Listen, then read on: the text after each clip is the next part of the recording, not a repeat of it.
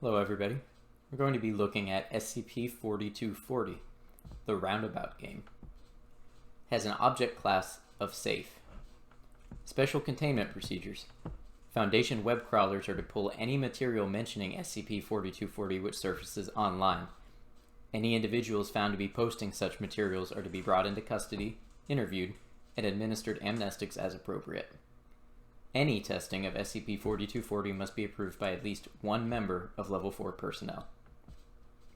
Description: SCP-4240 is a series of instructions, referred to as the Roundabout Game, which when followed allow an individual to access an extra-dimensional space. These instructions, as originally posted on Parawatch.net in late 2015, are as follows. The Roundabout Game. Looking to see something interesting? Then follow these instructions. 1. Pick at least 4 doors in your house, at most 8. 2. Use chalk. Number each of the doors, making sure to write the numbers very clearly. This will be important later. Make sure you are able to pass through each door in order. 3. Once the clock hits midnight, start going roundabout.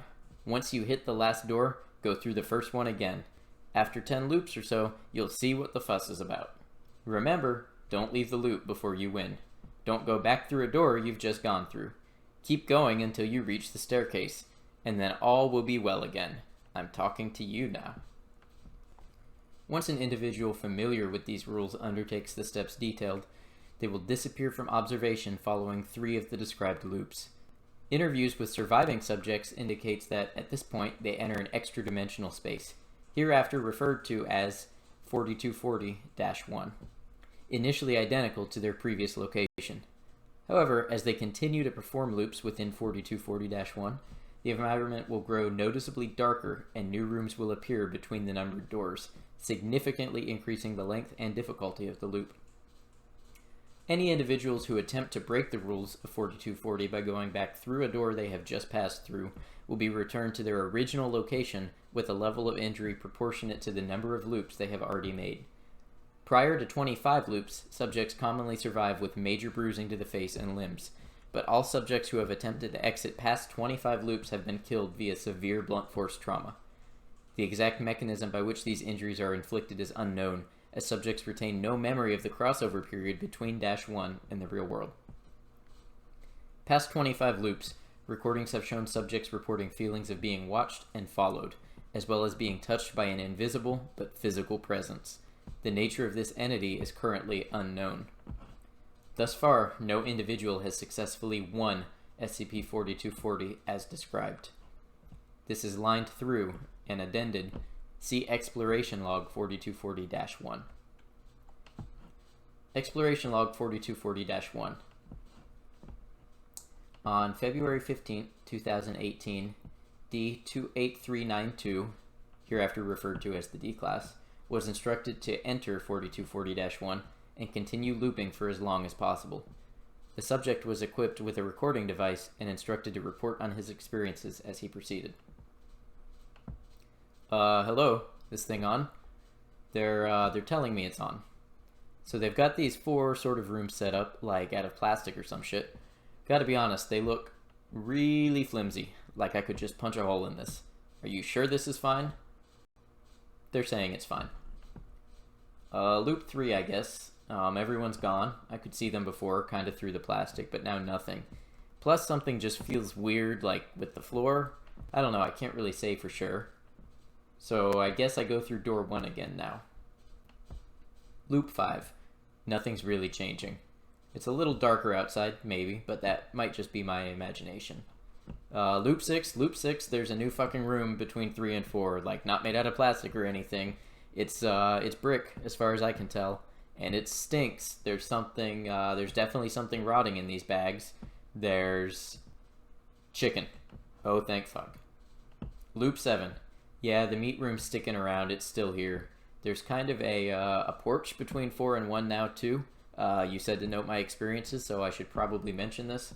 I said I could punch a hole in the wall before, that it was real flimsy shit. Well, I can't anymore. Won't even budge. So that's something, I guess. Loop 11. Starting to get tired. Is there a time limit on this, or probably should have asked before we started? Loop 16. Got a hallway right after the meat room now, so getting from 3 to 4 is kind of a trek. Plus, it's starting to get dark. I tried the flashlight, but that's getting dark too. It's like watching TV with the brightness down. Loop 20. Got a long-ass walk from 3 to 4 now. Meat room, then hallway, then the meat room again. Tripped over my own feet more than once too. Only thing I can see really clearly are the numbers on the doors, so we've got that. Loop 25. There's something behind me. The audio picks up sounds of movement. Can't see it, but I know it's fucking there. I mean, listen. Sound of rapid footsteps is heard. Wait for it. Another sound of rapid footsteps. See? That's not me. That's something following right behind me. Oh, this is fucked. Meat room again. Loop 35?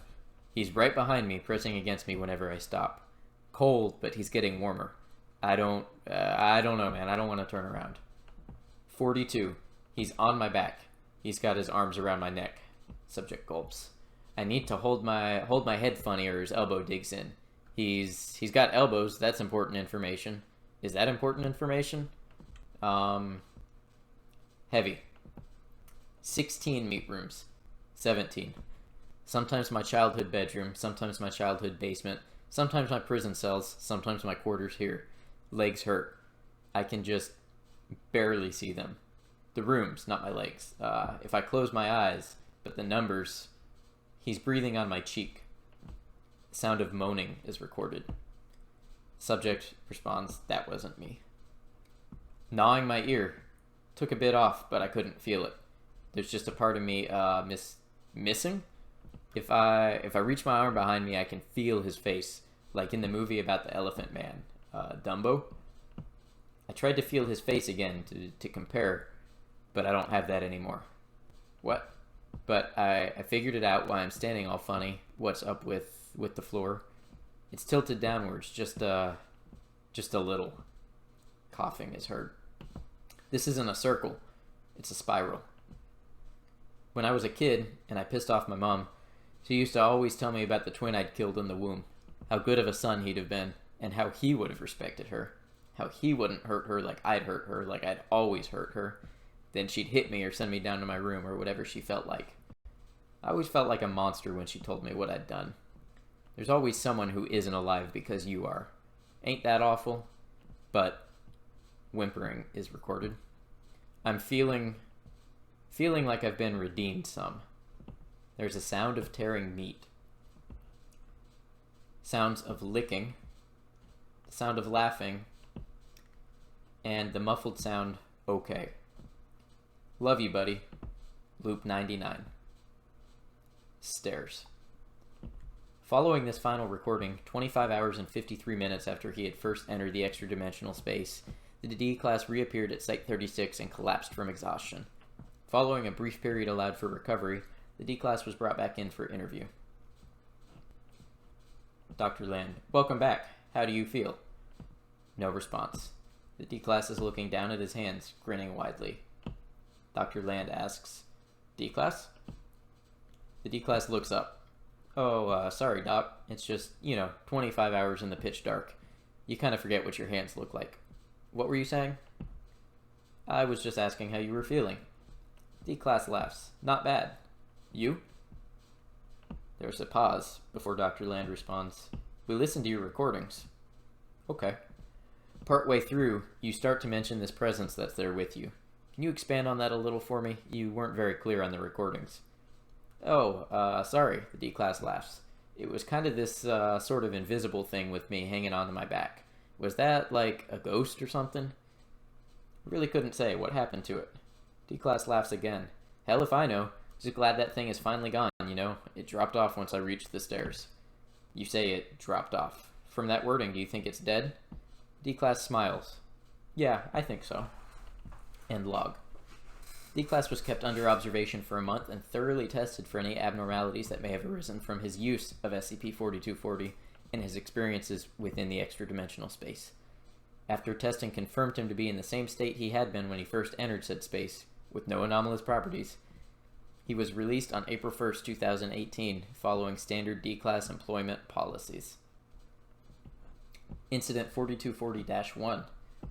In order to gain more intelligence on any entities potentially dwelling within -1, further exploration was arranged.